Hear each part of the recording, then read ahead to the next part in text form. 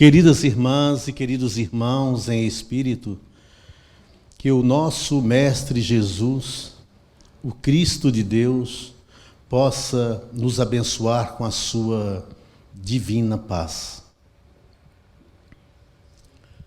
Platão, um dos discípulos de Sócrates, ambos participantes da falange do Espírito de Verdade, que assinaram os prolegômenos do Livro dos Espíritos.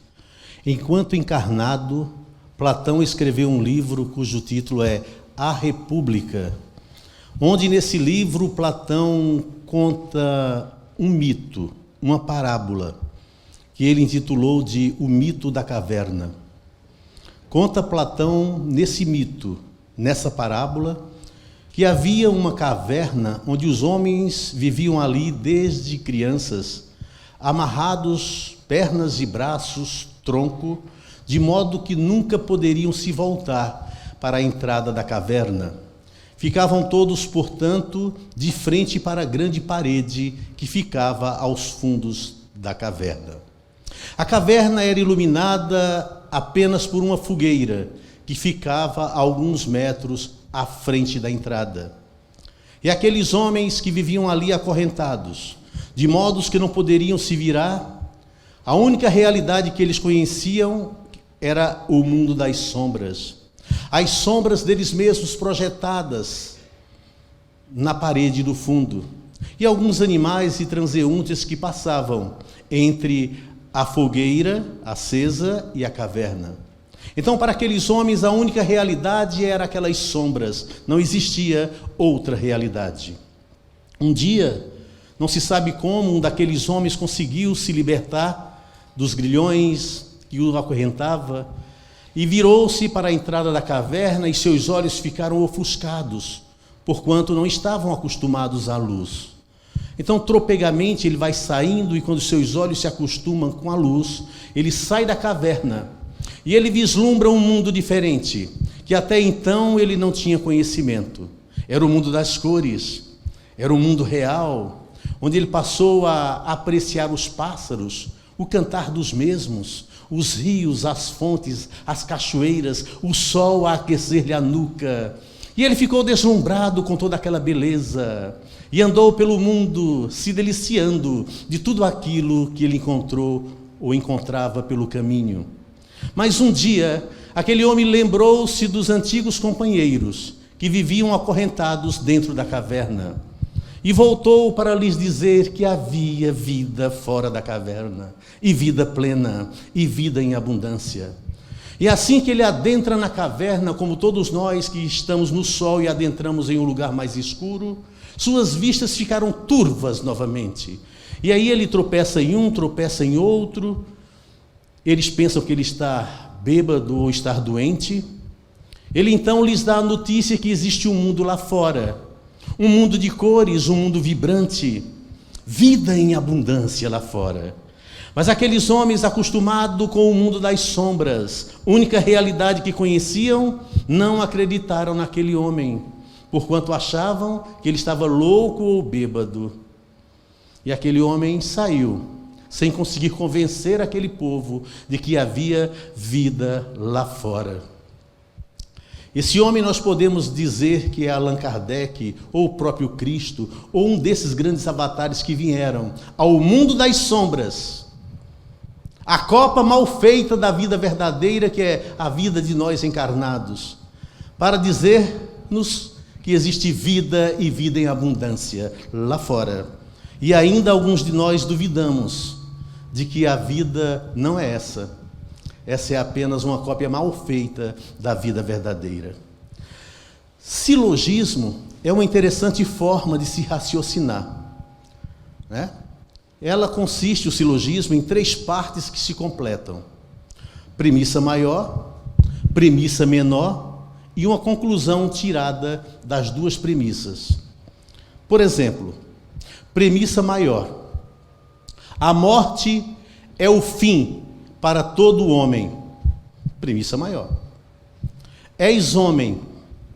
Premissa menor. Conclusão: vais morrer um dia. Então esse silogismo está perfeitamente certo, porque há concordância entre as premissas e a conclusão. Um outro silogismo que deixa dúvida, agora deixa dúvida. Toda mulher é vaidosa. És mulher, portanto, és vaidosa. Bom, nem toda mulher é vaidosa. Algumas não são. Então, o erro está na premissa maior, que diz que todas as mulheres são vaidosas. Então, a conclusão pode estar equivocada. A conclusão só está errada quando uma das premissas está errada. Vamos analisar agora um silogismo teológico. A justiça de Deus não falta em todo lugar da terra. Premissa maior. Vivemos na terra. Premissa menor. Logo, há justiça de Deus em tudo que me acomete. Há justiça de Deus em tudo que acontece comigo. Conclusão. Vamos analisar as premissas. A justiça de Deus existe em todos os lugares da terra. Alguma dúvida? Nenhuma. Porque a justiça de Deus está presente. Premissa menor, vivemos na terra, ou não? A menos para alguns lunáticos, né, que vivem no mundo da lua. Mas vivemos na terra. Então a justiça de Deus está presente em todos os acontecimentos da nossa vida. É porque a gente costuma olhar a vida do ponto de vista material. Porque para nós parece que a vida é só essa. Parece que a vida é só isso. Essa ilusão. E a gente se acostuma com essa ilusão achando que a vida é isso. Não é. Não é. A vida é muito mais que isso. A gente precisa olhar a vida do ponto de vista espiritual. Alguém que acha que a vida é só isso é alguém que olha a vida por cima do muro, de uma distância que não o deixa ver a realidade como ela é. Conta-se que havia um homem, pastor protestante, evangélico, muito conceituado, que um dia foi chamado por um dos seus superiores da igreja. Ele disse: você está advertido, porque nós fomos informados que você estava agredindo, batendo na sua esposa. Ele falou: mas como? Ele nunca agrediu ninguém, era completamente contra a violência, principalmente contra a sua adorável esposa, a quem ele nutria um grande afeto, um grande carinho. Deve haver algum engano. Ele perguntou: quem disse isso? O chefe disse-lhe: foi o seu vizinho da direita, da casa à direita. Ele disse que olhou por cima do muro e viu no quintal da sua casa sua esposa a correr e você a correr atrás dela, a bater-lhe. Ele achou estranho e perguntou: quando foi isso? E o chefe disse-lhe: a semana passada. Aí ele lembrou-se: houve um equívoco mesmo. Aquele vizinho jamais inventaria uma história mentirosa contra ele. Mas houve um equívoco. Há uma semana atrás, ele encontrava-se no amplo jardim da sua residência, do seu quintal, quando a sua adorável esposa foi atacada por um enxame de abelhas. Corre pelo amplo quintal gritando socorro, e ele com uma estopa atrás a vibrar no ar, com o intuito de afugentar os insetos. O vizinho olha de longe por cima do muro e o que é que vê? A mulher correndo, pedindo socorro e o homem atrás a bater. Isso acontece para aqueles que olham a vida do ponto de vista físico, não veem a realidade como ela é. Como o vizinho desse amigo pastor. Acontece muito isso. Todos nós nascemos simples e ignorantes. Há diferenças de aptidões, porque normalmente não temos a mesma idade espiritual. E também tem o esforço de uns que se sobressai aos outros, porque se esforçam mais para evoluir, para fazer reforma íntima, para se depurar. Por isso as diferentes aptidões entre nós, mas somos todos iguais. Estamos no mesmo patamar, cada um de nós. Então devemos ter alteridade quanto às diferenças entre todos nós.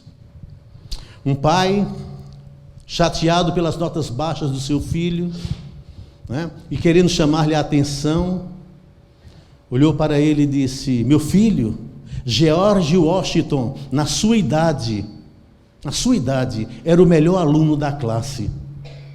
Para que ele disse isso, né? Porque o menino olhou para ele e disse, na sua idade, era presidente dos Estados Unidos da América. Então, cada um com as suas diferenças devemos respeitar, porque aprendemos sempre uns com os outros.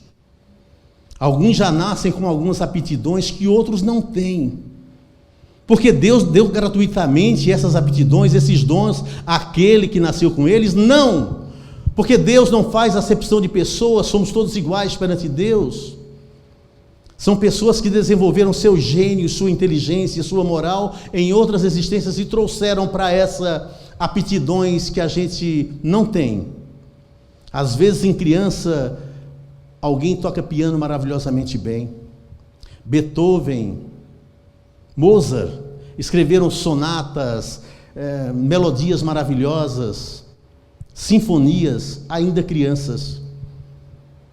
Coisa que impressiona-nos até os dias de hoje.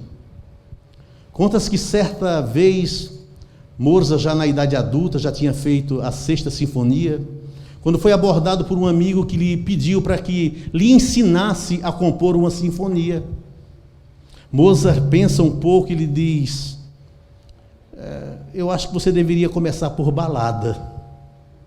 Começa aprendendo a compor baladas. O amigo disse, mas como? Quem é você para me dizer isso?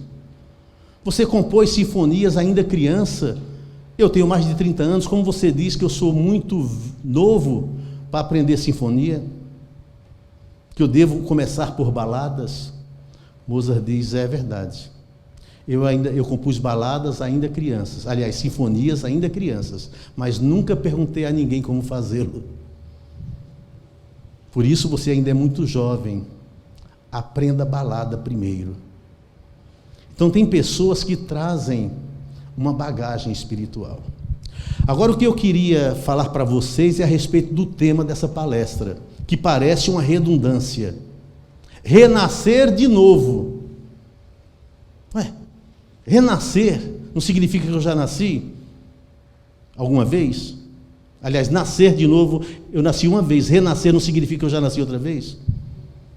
Por isso que Jesus disse, nos originais do hebraico, está lá na Bíblia, renascer de novo. Quando ele foi procurado por Nicodemos na calada da noite, porque Nicodemos era um grande mestre em Israel, de muito conceito, e envergonhado por procurar um simples carpinteiro, ele foi na calada da noite, porque admirava o trabalho e a eloquência de Jesus.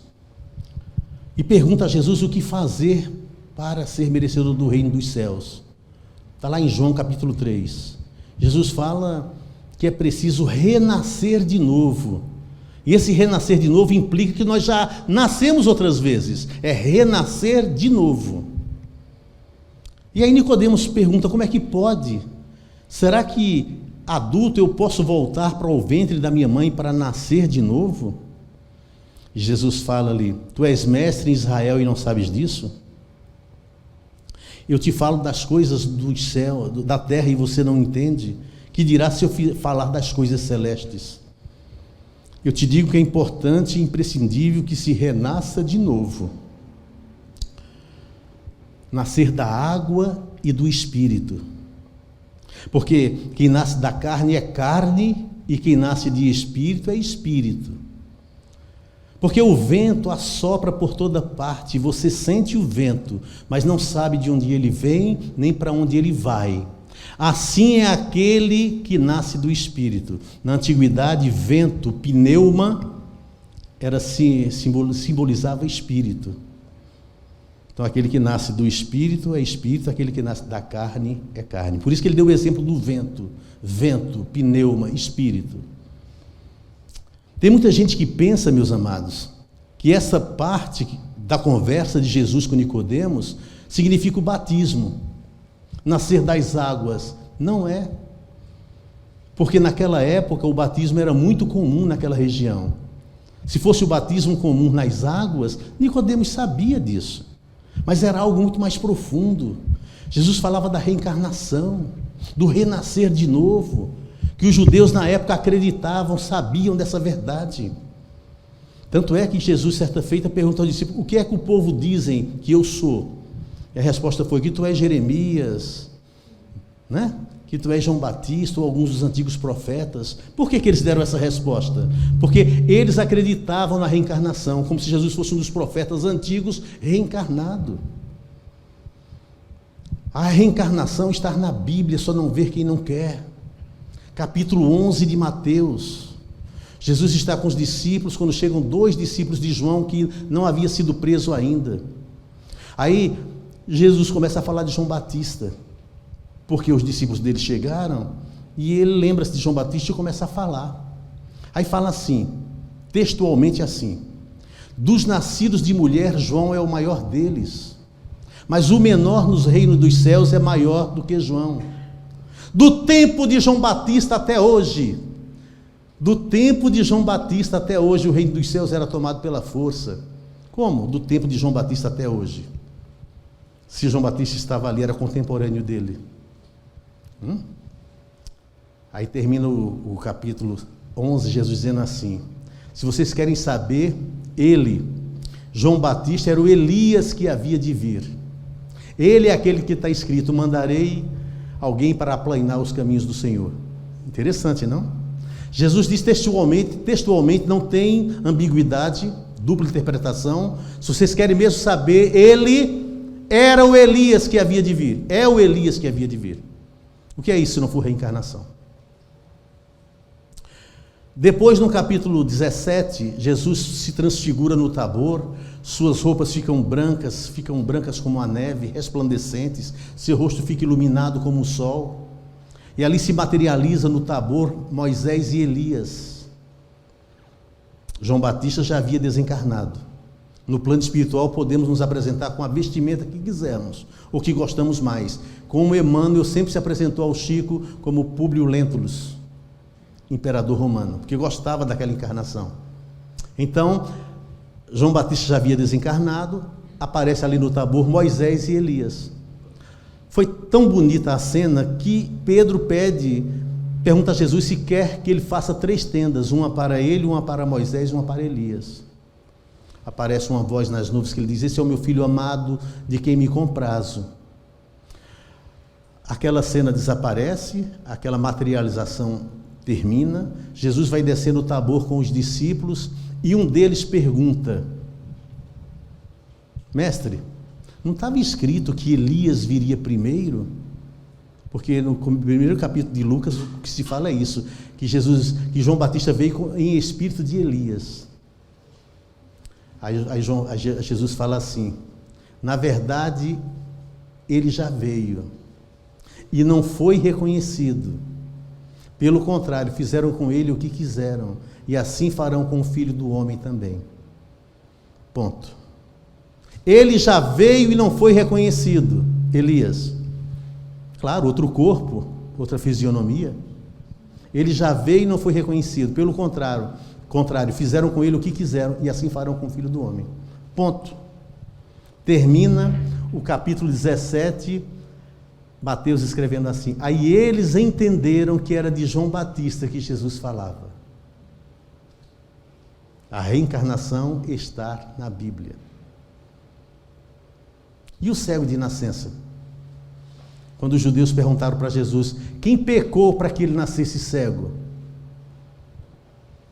Foi ele ou foi os pais dele? Olha, como se ele nasceu cego, como foi ele? Em outra existência, claro. Se ele nasceu cego, quem pecou para que ele nascesse cego, mestre? Foi ele ou os pais dele? Essa pergunta indica que eles acreditavam piamente na reencarnação. Jesus falou: não, nesse caso, nem ele nem os pais. Ele nasceu assim para que se cumprisse nele os poderes de Deus. Aí foi lá e curou o cego de nascença. Aquele cego nasceu só para isso, para mostrar ao povo a grandeza de Jesus. Porque curar um cego de nascença só pode ser o Cristo de Deus mesmo. Então, nem ele nem os pais, era a missão dele era aquela. Nem sempre um sofrimento é resgate, nem sempre. Muitas vezes é missão mesmo.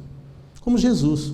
que padeceu tanto, que sofreu tanto, sendo justo, imaculadamente branco, sua veste espiritual. Então Jesus sofreu muito por quê? Missão, né? Ele veio somente para nos ensinar a amar. Então, a reencarnação estava na Bíblia, até o concílio de Nicéia. Até o concílio de Nicéia. Quando Justiniano mandou tirar a reencarnação da Bíblia por causa da sua esposa, Teodora. Que ela não acreditava e queria que tirassem a reencarnação da Bíblia. E ele convocou um concílio à revelia do próprio Papa Gregório, e tirou o dogma da reencarnação da Bíblia, mas deixaram essas passagens que eu acabei de citar para vocês. Porque nós somos de ontem e não nos lembramos, como diria Jó. O que existe vida e vida em abundância, fora dessa existência tão efêmera e tão passageira que a gente vive. É porque a teologia e as religiões oficiais do mundo estão cheias de dogmas e pegam a Bíblia pela letra que mata, esquecendo-se de ver o Espírito que vivifica, que está por trás da letra. Essa é a grande problemática dos exegetas, aqueles que interpretam a Bíblia sagrada, que é sagrada, Assim como todos os livros que Chico Xavier escreveu são sagrados. É que as pessoas não entendem e pegam pelo pé da letra que existe diabo, que existe céu, que no último julgamento vai ser separado uns para o inferno, outros para o céu. Conta-se que um homem bêbado, embriagado, ia passando em frente do cemitério. Só que antes, 2 homens haviam entrado dentro do cemitério para roubar caju, porque tinha um pé de caju dentro do cemitério, próximo ao muro. Então os 2 homens subiram no muro para pular para dentro do cemitério e pegar caju, daquele pé que estava muito cheio de caju. Quando eles subiram no muro, 2 cajus bons, 2 cajus apetitosos caíram na calçada para o lado de fora. Eles não podiam voltar, entraram, porque aqueles 2 eles pegariam depois, né? E entraram e começaram a pegar caju e dividir entre eles. Quando o bêbado vai passando em frente ao cemitério, ele ouve as vozes lá dentro. Um para mim, um para você. Um para mim, um para você. O bêbado fica curado na hora. Nem Jesus curava tão rápido. E ele corre desesperadamente e vai dizer ao padre que Jesus e o diabo estão dentro do cemitério separando as almas. O padre fala: você está enganado, isso não existe, filho. Aí o padre falou que isso não existe. Não, mas ele foi tão, né, eloquente que o padre falou: tá bom, vamos lá ver. De tanto ele insistir, voltaram para lá. Quando chegaram lá no lugar onde ele ouviu, o padre ouviu ainda um dos homens lá dentro falando: um para mim, um para você. Um para mim, um para você. Aí o padre falou: não é que é verdade mesmo? Eles estão lá dentro separando as almas. Quando eles terminam lá dentro de colher os cajus que queriam, um fala para o outro: pronto, terminamos, agora vamos pegar aqueles 2 lá fora.